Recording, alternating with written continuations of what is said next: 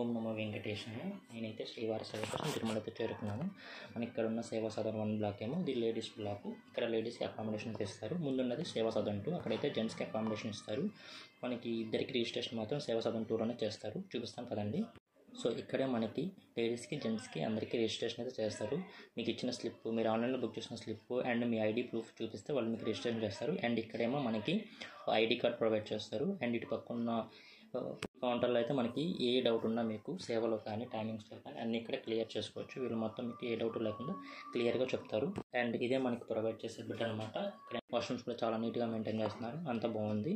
And మనకి registration చేసుకున్న రోజే ఈవినింగ్ టైంలో మనకి మీటింగ్ అయితే కండక్ట్ చేస్తారు. సేవ గురించి ఎలా చేయాలి, ఎలా చేయకూడదు, 2 స్టూడెంట్స్ అన్ని మనకి ఇక్కడైతే చెప్తారు.